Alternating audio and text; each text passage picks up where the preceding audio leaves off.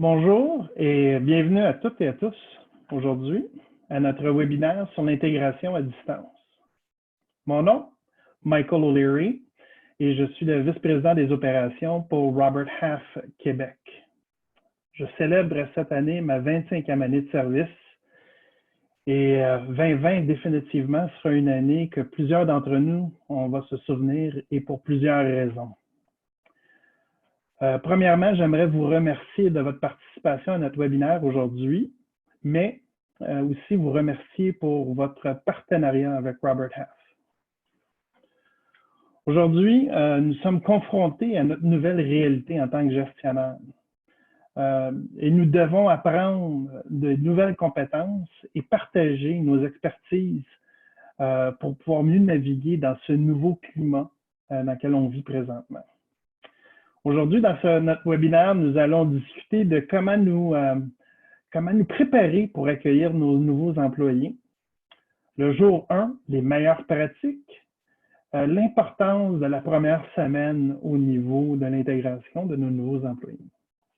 Maintenant, j'aimerais vous présenter notre conférencière aujourd'hui, Héloïse Saint-Pierre. Héloïse travaille pour nous depuis maintenant 8 ans. Elle est actuellement directrice à la formation.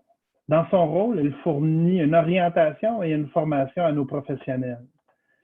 Héloïse a occupé divers postes à travers sa carrière chez Robert Half. Sur une note plus personnelle, Héloïse, présentement, elle s'entraîne pour son premier Ironman. Félicitations, Héloïse. Et à toi.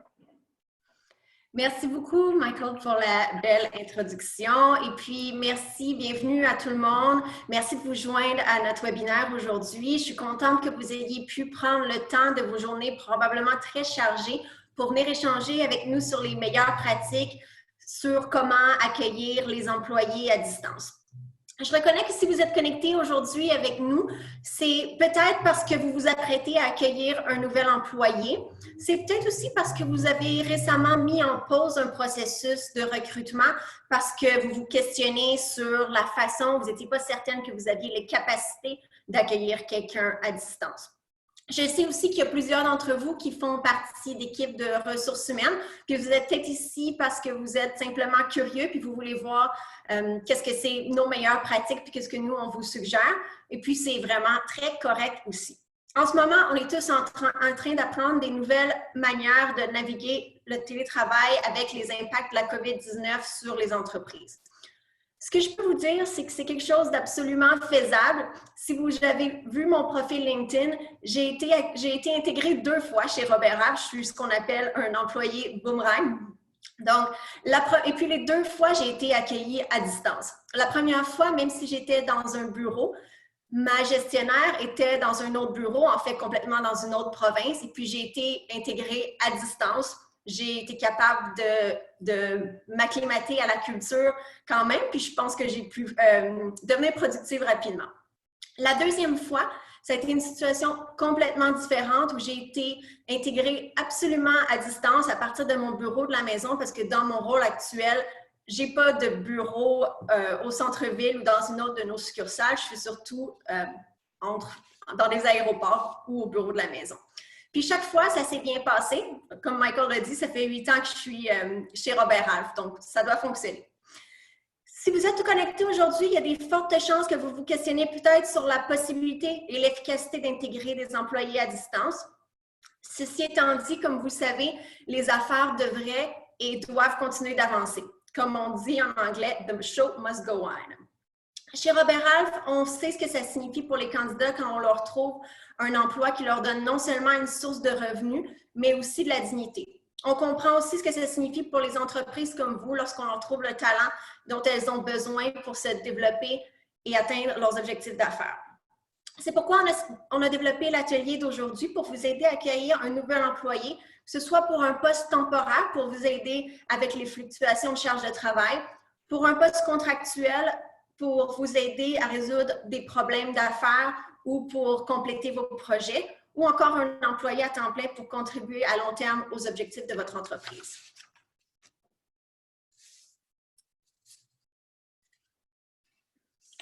Donc, pendant l'atelier d'aujourd'hui, on va focuser non seulement sur la logistique de la planification, mais aussi sur l'élément humain d'une intégration réussie. On pense que si vous planifiez, vous vous concentrez sur les 3 domaines que vous voyez à l'écran en ce moment, contribution, objectif de carrière et culture, vous allez avoir une intégration réussie. Donc, regardons un peu la contribution. C'est comment être clair sur la façon dont l'employé va contribuer à votre entreprise, puis qu'est-ce que vous pouvez faire pour qu'il puisse être autonome le plus rapidement possible.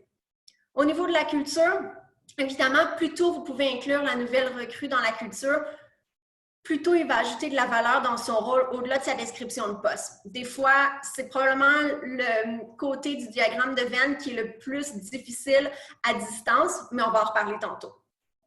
Ensuite, concernant les objectifs de carrière, dans l'environnement d'aujourd'hui, vous opérez peut-être avec une équipe réduite. Peut-être aussi que vos employés font des tâches différentes de celles qu'ils ont été embauchés pour faire. Qu'une nouvelle recrue commence dans votre entreprise, il vous évalue autant que vous les évaluez. Il va vouloir que la réalité du rôle corresponde à ce qui lui a été vendu pendant le processus de recrutement. Assurez-vous donc qu'ils connaissent les tâches et que vous connaissez ses objectifs de carrière. Ça va vous aider, même si c'est un employé temporaire, ça va vous aider beaucoup à créer de l'engagement.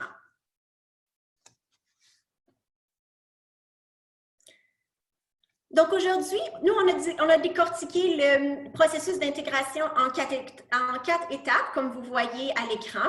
On va les décortiquer un peu plus tard, mais on peut faire un petit survol tout de suite. Donc, la première étape, après l'acceptation, donc une fois que la personne a signé son contrat, mais avant la date de début, il peut parfois, ça peut être quelques jours, mais ça peut être 2 semaines, ça peut même être plus long pour des employés avec plus de seniorité. Donc, cette étape-là, il s'agit de préparer quelqu'un à réussir à faire en sorte que les gens se sentent le bienvenu et confiants qu'ils ont fait le bon choix en acceptant votre offre. On parle souvent de 3 choses: sécurité, importance et sentiment d'appartenance. Donc, c'est vraiment pendant cette période-là que vous allez forger ces sentiments-là dans votre employé. En étant clair, avant même cette première journée, que vous êtes en train de mettre un processus en place pour bien l'accueillir, ça va rendre votre employé beaucoup plus confiant qu'il a pris la bonne décision de bouger vers votre compagnie. Donc, lui décrire le travail qu'il va faire et comment ça aide l'organisation à atteindre ses objectifs. Même s'il travaille seul à la maison, ça va l'aider dans son sentiment d'importance. Si vous pouvez ajouter à ça les objectifs personnels de l'individu, vous êtes sûr d'être gagnant. Ensuite, c'est important aussi d'être inclusif, d'être proactif dans l'établissement des relations pour faciliter les relations entre les employés, entre les départements. Donc, ça, c'est quelque chose que vous pouvez commencer à faire même avant le jour 1. On va voir un peu comment tantôt. Et puis, ça va aider à son sentiment d'appartenance. Puis, l'aider à s'acclimater à la culture d'équipe et d'entreprise va aussi l'aider à devenir plus productif plus rapidement. Ensuite, le jour 1, le point central va être les attentes, les responsabilités et les engagements. Donc, finalement, qu'est-ce que l'employé peut s'attendre de votre entreprise? Puis, qu'est-ce que l'entreprise peut s'attendre, évidemment, de l'employé aussi? La semaine 1 va être consacrée à emmener l'employé à s'autogérer le plus rapidement possible. Selon la complexité du rôle ou la seniorité, ça peut prendre une journée, mais ça peut prendre jusqu'à 10 jours, peut-être même plus. En planifiant comme il faut la première semaine, vous allez avoir une meilleure idée du temps nécessaire que vous allez avoir besoin pour y arriver. Puis, on va regarder les semaines 2, 3 et 4. Et puis, c'est à ce moment-là où on va discuter beaucoup de l'équilibre entre les personnes et les processus ou les personnes et la productivité.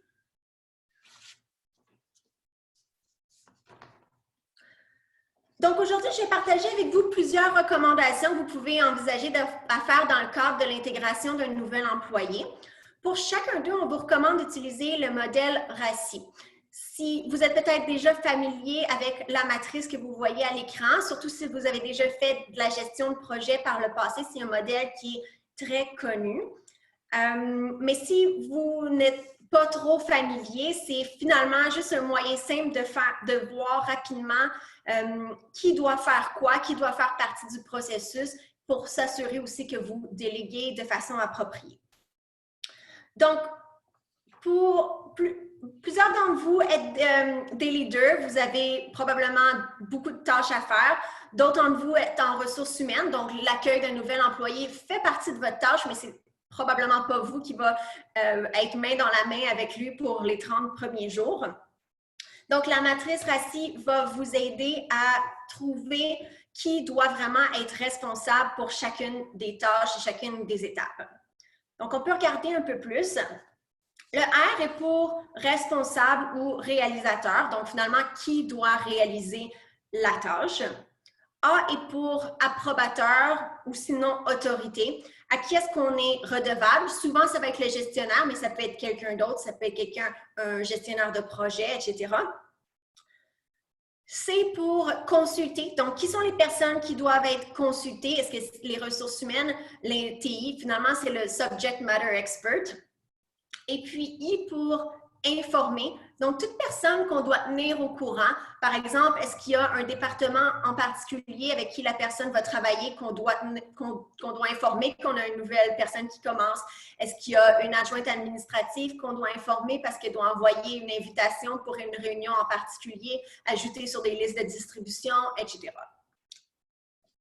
Donc, c'est une bonne règle à utiliser un peu en n'importe quel temps, mais quand on travaille à distance, c'est probablement encore plus utile pour vous. Ça va vous aider à garder de la structure. L'utilisation du modèle RACI va vous garantir que vous utilisez judicieusement toutes les ressources qui sont à votre disposition, que vous avez délégué autant que possible. En tant que leader, votre temps est probablement très précieux et limité. Puis, ça va aussi vous éviter les surprises indésirables. Donc, on va commencer à regarder notre première étape. Donc, avant l'acceptation de l'offre et avant la première journée. Donc, avant que votre... Pascal, si tu voudrais me faire un petit clic, merci. Donc, avant que la nouvelle recrue commence, donc peut-être une semaine avant, c'est une bonne idée d'organiser un appel avec elle. Là, je dis elle parce que je dis la recrue. Pour savoir qu'est-ce qui peut s'attendre de votre entreprise. Par exemple, vous allez vouloir couvrir qu'est-ce que c'est les technologies, qu'est-ce que c'est les systèmes, qu'est-ce que ça va être le processus pour pouvoir lui envoyer les contrats, etc. Aussi, lui expliquer comment va se faire la rencontre avec ses coéquipiers, avec ses collègues des autres départements aussi, avec lesquels il va travailler chaque jour ou chaque semaine. Expliquez-lui avant qu'il commence les formations qu'il va recevoir, puis qui sait qu'est-ce que vous allez lui montrer, comment vous allez opérer, la structure entre les relations, entre les employés et entre les départements. Encore plus important, soyez très clair sur ce à quoi va ressembler sa première journée et puis à quoi il peut s'attendre de vous. Avant la première journée, tout est à propos de la logistique. Donc, contactez votre support informatique. Contactez les ressources humaines, contactez les opérations aussi pour vous assurer que la personne est configurée au jour 1. Il n'y a rien de pire quand on est dans un, même si on commence dans un bureau, que de ne pas avoir accès à un logiciel, de ne pas avoir accès à ses courriels. C'est encore pire si on est à distance, si on est de la maison, qu'on ne peut pas demander d'aide, puis qu'on ne sait juste pas vers qui se tourner. Donc, des choses à penser, les accès de données, les licences, faire envoyer une tablette ou un ordinateur portable à son domicile, idéalement quelques jours d'avance, la signature des contrats, etc. D'autres choses que vous voulez préparer pour que l'employé se sente le bienvenu, rédiger un courriel que vous pourrez envoyer à sa première journée qui décrit son rôle, ses antécédents, ses attributs personnels, pourquoi est-ce que vous avez finalement décidé de l'engager. Nommez les personnes avec qui il va travailler, pas juste les personnes de votre équipe, mais aussi avec quel autre département est-ce qu'il va être en contact. Et puis, mettez en CC toutes les personnes qui sont concernées. Assurez-vous aussi, avant de commencer, que vous lui faites parvenir les politiques de l'entreprise. Pas besoin de trop vous casser la tête avec ça. Votre département de ressources humaines a probablement un petit livret qu'on peut lui envoyer. Donc, c'est une bonne idée quelques jours avant pour qu'il puisse regarder ça peut-être dans la fin de semaine avant de commencer. Une chose qu'on fait chez Robert Half, c'est qu'on attribue un mentor ou un copain d'intégration à nos nouveaux arrivés. Non seulement ça améliore les chances que la personne se sente la bienvenue, ça lui donne une première ressource, mais en plus, ça peut donner une excellente occasion à une personne qui est un peu plus senior de jouer un rôle de leadership.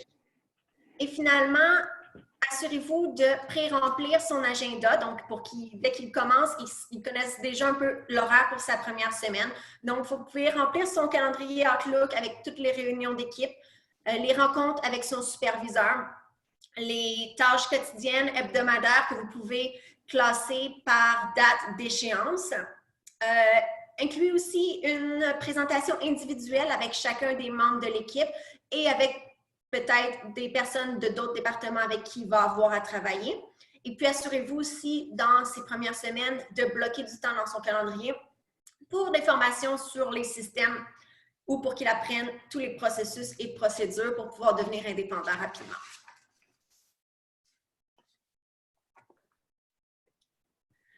Donc, votre personne... Je voulais juste peut-être, Héloïse, juste donner peut-être un petit peu mon expertise des dernières semaines. Vous savez qu'on est maintenant à la 8e semaine du confinement, 7e, 8e semaine. Naturellement, on a eu l'opportunité de travailler avec plusieurs de nos clients. On a travaillé sur des projets. On a eu l'opportunité de commencer des candidats, que ce soit sur des contrats temporaires ou permanents, multiples candidats. Donc, c'est sûr que la préparation de la première journée, c'est définitivement où qu'on a des templates à bâtir et établir nos critères, nos procédures internes. C'est des nouvelles procédures qu'il va falloir définitivement travailler.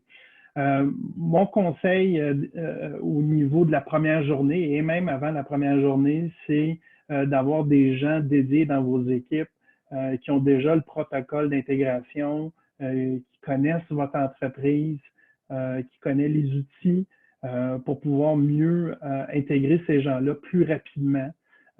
Et c'est sûr que le mentor, on a vu que ça a très bien fonctionné pour nous. Vous savez, Robert Half, c'est 15 000 employés à travers le monde.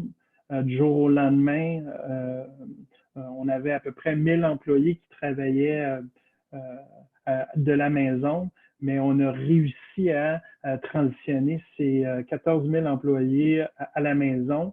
Et la raison pourquoi, c'est qu'on avait des protocoles d'intégration au niveau de la technologie, des nouveaux employés, on a engagé des nouvelles personnes. Mais c'est critique de faire des bons suivis avant la première journée et s'assurer que tous nos équipements et les gens responsables de chacun de ces étapes-là sont au courant du cheminement. Et comme ça, on a une bonne intégration.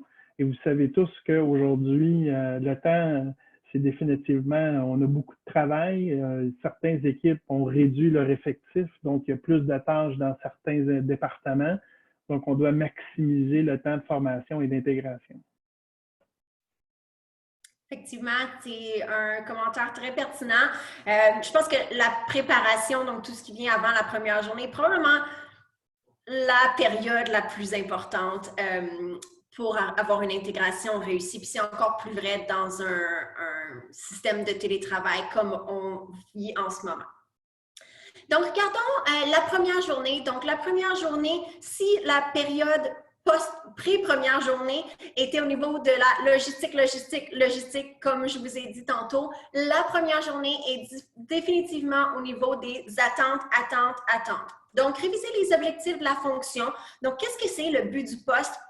Réviser non seulement la compagnie de fond en comble, mais aussi expliquer comment est-ce que son travail va avoir un impact pour l'entreprise, pour les clients.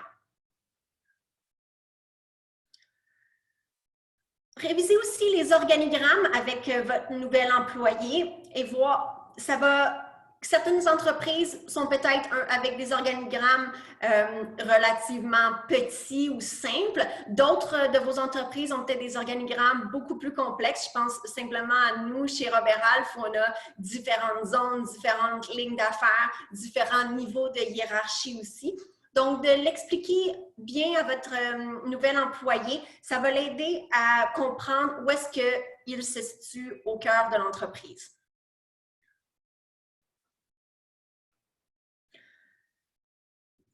Donc, évidemment, formez vos employés dès la première journée. Attendez pas à la deuxième semaine ou même à la deuxième ou troisième journée. Même si vos systèmes sont simples, assurez-vous de passer du temps avec lui pour réviser les différents systèmes avec lesquels il va devoir travailler chaque jour.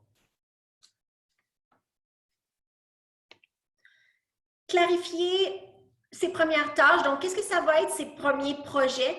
Définissez aussi qu'est-ce qui est urgent, qu'est-ce qui est important mais pas urgent, puis qu'est-ce qui sont les délais pour chacun de ces tâches ou de ces projets-là.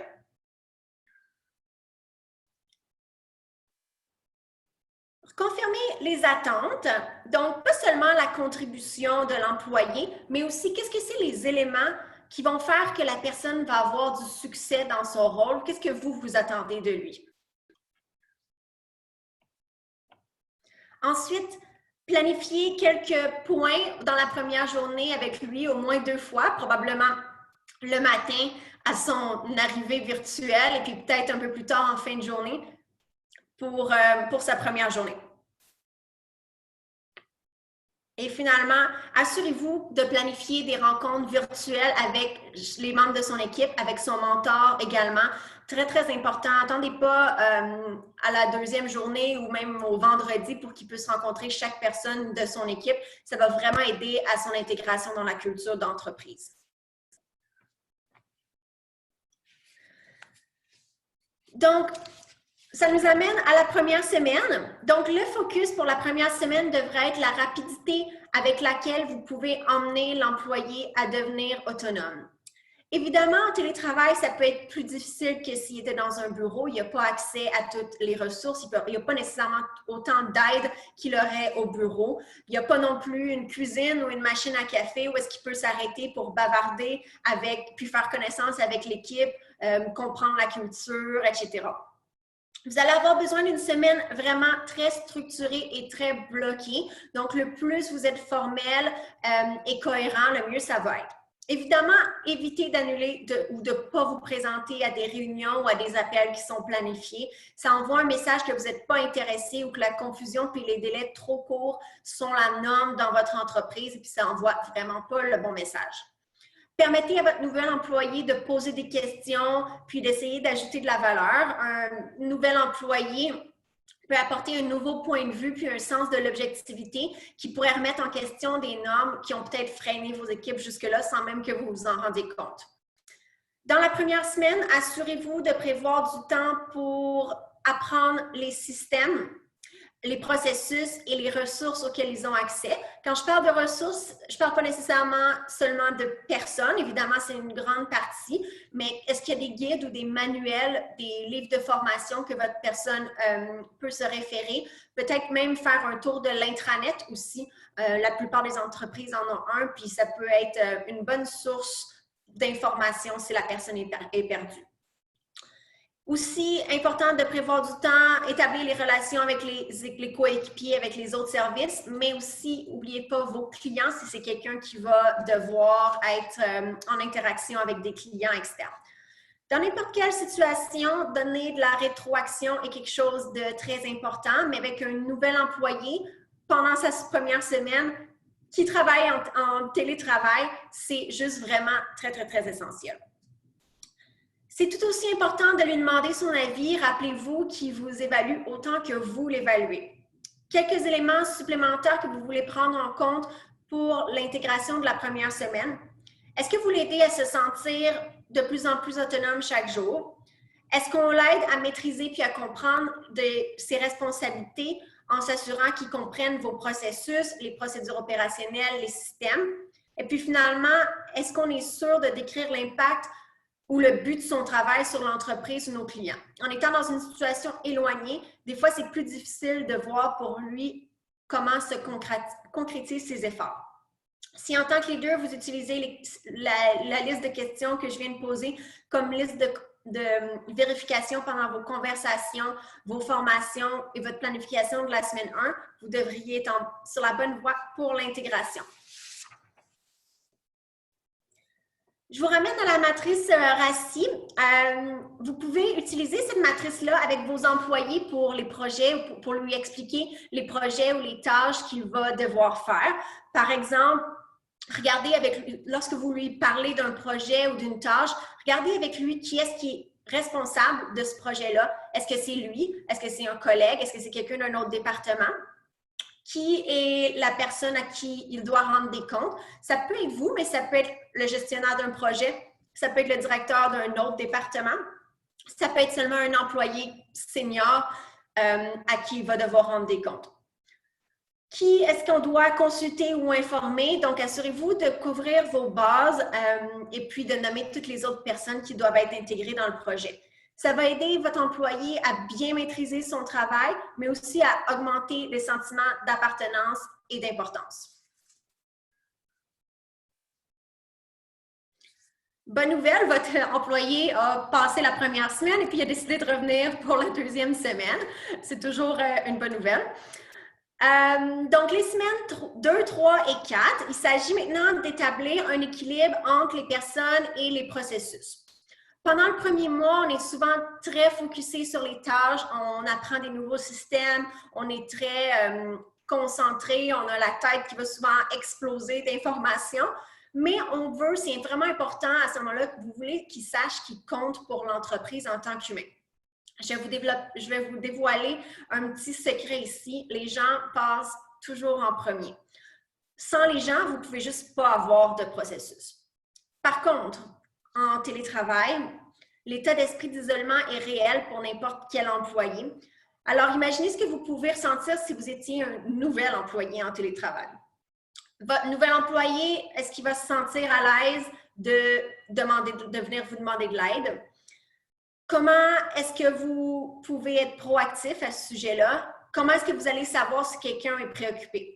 Donc, cherchez des signes avant-coureurs de perte de confiance, de manque de focus, de manque de motivation. Demandez-vous à quoi est-ce que ça pourrait ressembler s'il y en a. Et puis, comment est-ce que vous pouvez garder les gens engagés, concentrés, puis surtout s'assurer qu'ils se sentent inclus.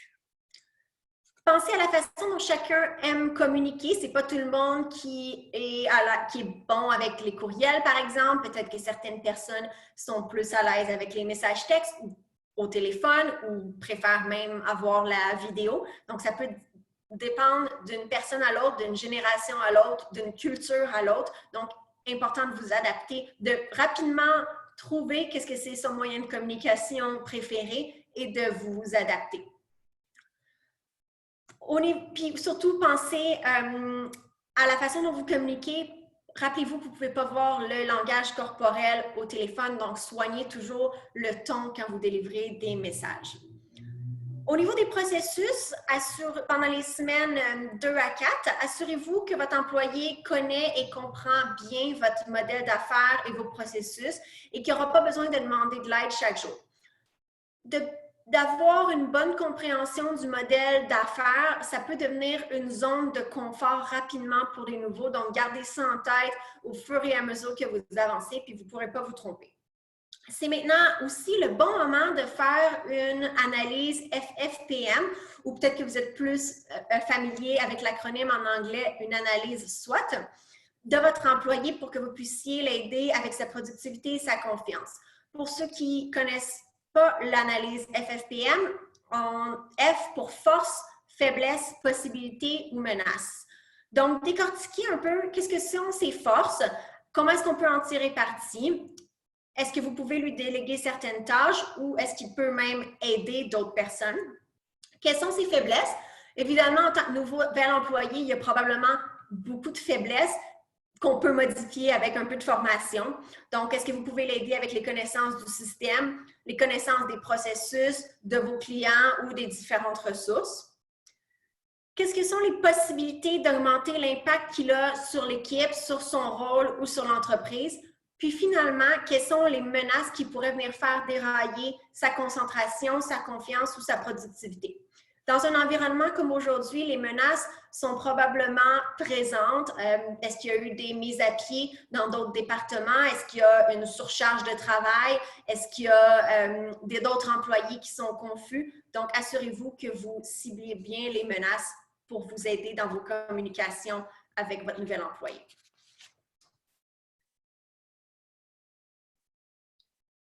Donc, je vous remercie beaucoup pour votre temps pour aujourd'hui. Probablement que comme nous, chez Robert Half, vous ne pensiez pas avoir à transitionner vers un modèle télétravail presque à 100% aussi rapidement, probablement pas avant une dizaine d'années. La situation de la COVID-19 a fait avancer les choses beaucoup plus rapidement qu'on pensait, mais gérer à distance et puis accueillir des employés à distance fait partie de nos réalités, probablement encore pour quelques semaines, quelques mois. Peut-être même que c'est quelque chose que votre entreprise a décidé de faire à plus long terme. Donc, j'espère que cette discussion va vous aider à vous sentir plus à l'aise pour accueillir vos nouveaux employés virtuellement ou à distance. Juste un petit rappel que si vous avez des questions, vous pouvez contacter votre représentant local chez Robert Half. Si vous n'en avez pas ou si vous ne savez pas qui est la personne, je vous ai mis l'adresse de courriel de Michael sur l'écran. Vous pouvez le contacter directement avec vos questions ou avec vos demandes. Merci beaucoup tout le monde. Merci Héloïse, et puis c'était excellent aujourd'hui. Merci. Et puis bonne journée tout le monde.